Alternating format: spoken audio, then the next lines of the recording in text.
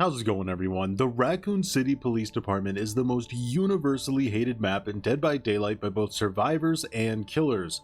So how is it possible that one of the most iconic and beloved locations in video game history can be this loathed by the majority of the Dead by Daylight player base? The legacy of RPD is coming to an end shortly, with the planned reworks being released soon, which will see the map split into two separate maps, a west and east wing variant that are about 90% the same. Up front, I'll say I think this is probably a bad idea, but we'll get into that a bit later. In order for these reworks to offer redemption of this iconic location, we need to do a deep dive into what made it fail originally. In addition, we'll also talk about what the map did right and how with a few small alterations it could have possibly been the best map in Dead by Daylight. Behavior has been continuously dropping the ball hard on recent map designs, and I think it's essential we do this type of analysis to point out where they are specifically going wrong. To start, the most common complaints about RPD is that it was too big and too confusing.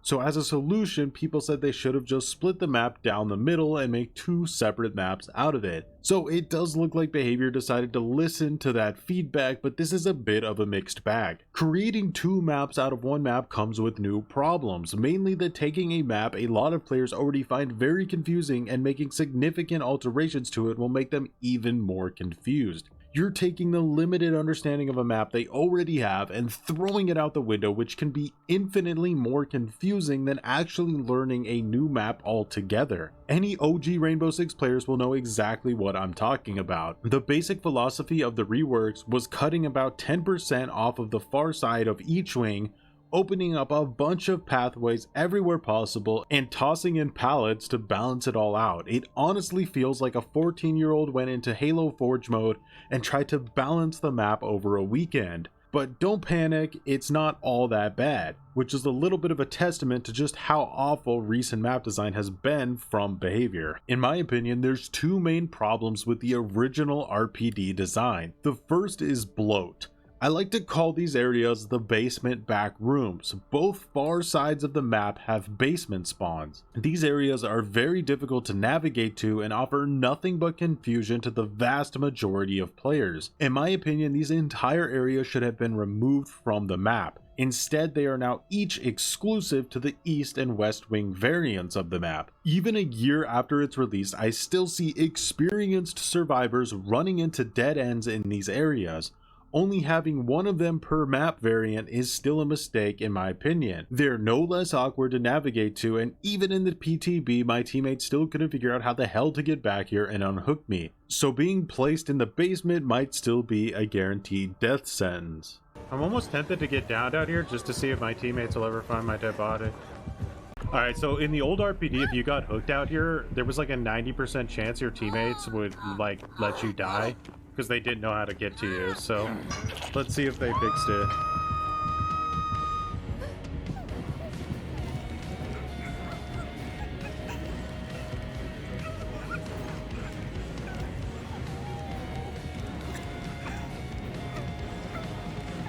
That was the windows of opportunity for this. Oh shit, that aura. I appreciate the try, but it ain't gonna happen. How's it going? She's made a few wrong turns. Still trying to figure out how to get there. Just climbing over something. Stellar remaster. For now I think she just gave up.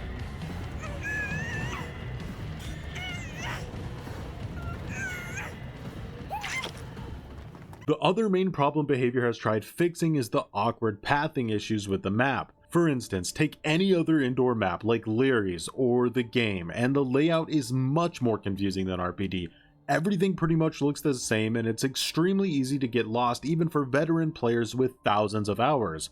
Yet you don't hear complaints about these maps being confusing simply because they're easier to navigate. No matter what direction you need to go, you just go. And I'd make the argument that RPD is the most distinct indoor map out of all of them.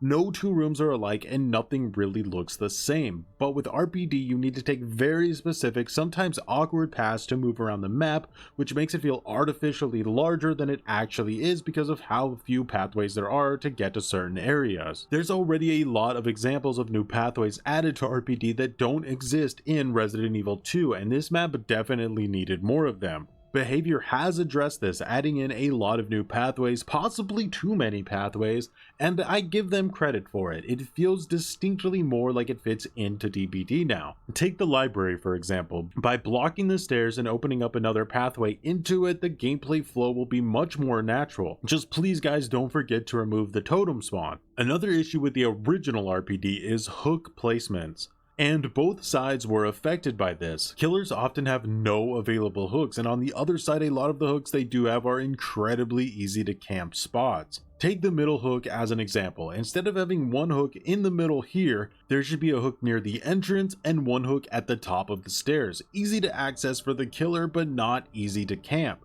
The same goes for hooks in the corners of long hallways. These hook placements incentivize camping, especially with certain killers, and should be placed in more open areas wherever possible. BHVR is aware of this and they are widening certain areas to make these issues a little bit less problematic. However, they still very much exist and will continue to be an issue going into the future. Now let's talk about loops and pallets. Outside of the library, RPD has had one very problematic loop on it, which could be found in the East office. This window alone could cost a killer an entire match, especially if all the survivors were aware of its strength. It's easily accessible from the middle of the map and can be reused numerous times throughout the entire match. There's no mind game here at all. It chains into multiple other loops and pallets, so it needed to be reworked in some way. I'm glad to see that it was changed. It's still a very powerful loop, but it's not a mindless god loop anymore, so props to BHVR for that one. Beyond that, there was a possibility for 5 god pallets to spawn on the original RPD. One on the east wing side of the basement backroom area's first floor, 2 on the first floor of the west wing, and an additional 2 on the top side of the west wing. Now I know god pallets can be annoying a lot of the time, but when there's no loop connected to the pallet, it's a relatively small inconvenience and resource for the survivors. Once it's gone, they pretty much have nothing left but complete dead zones, so I personally don't see them as too problematic. Every other pallet on the map could either be mind gamed or was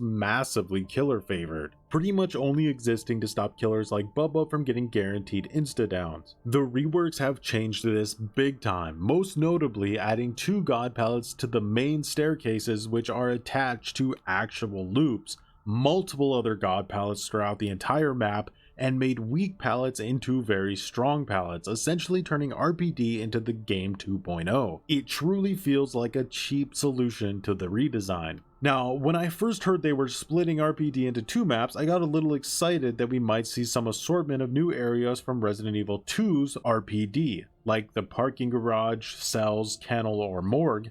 Yet both maps are nearly identical, with only small parts being blocked off, and if you take into account that they added a new outside area that spawns in both versions of the map, it's pretty much the same size as the original, but might actually play worse. Let me explain. Something that needs to be praised about the original RPD is how amazing the generator placement was. No matter where a gen spawned on RPD, survivors were extremely vulnerable. Survivors had very limited line of sight, and the killer could approach each of the generators from multiple directions to catch survivors off guard and push them in a favorable direction. Likewise, if the survivors made accurate reads on which direction the killer was coming from, they could sometimes get a huge amount of distance before the killer arrived. This still exists to some degree, but with one very significant exception. The new outside area has a gen spawn that can just not be defended.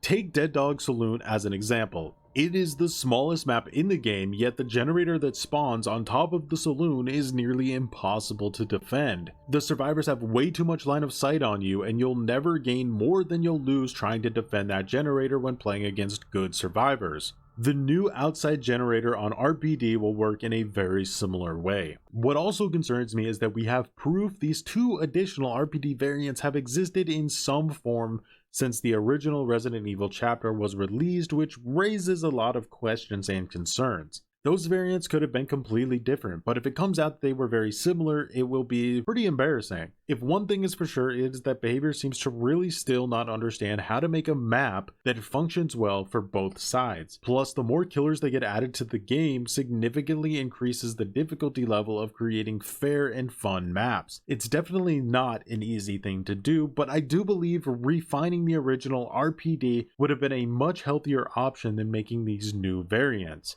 And I truly hope that's still not out of the realm of possibility in the future. Unlike a lot of other maps in DBD that play very similar to each other, or maps like the game that's a pre-drop simulator, or Larry's that's legitimately a whole W simulator, RPD stands out as a very unique experience that the more you aim to understand it, the more you'll really start to enjoy it. Regardless, I hope I gave you a better understanding of the original RPD. Hopefully in the long run, the new maps do play out better than the original. I do believe that the East Wing variant is a significantly better map than the West Wing variant. Another small thing Behavior could have considered doing is adding a map overlay to the loading screens to help players understand their layouts a bit more. If you want a more in-depth look into how Behavior's map design has been going downhill, I'd highly recommend checking out this video from Hens. But that's about it. Let me know what you all think. Did I fail to convince you? Am I a psychopath? What's your favorite indoor map? Did Behavior screw this up and make two worse maps? Do you think the new maps are survivor-sided or killer-sided? Comment below, let me know. And as always, thank you so much for watching and have a good one.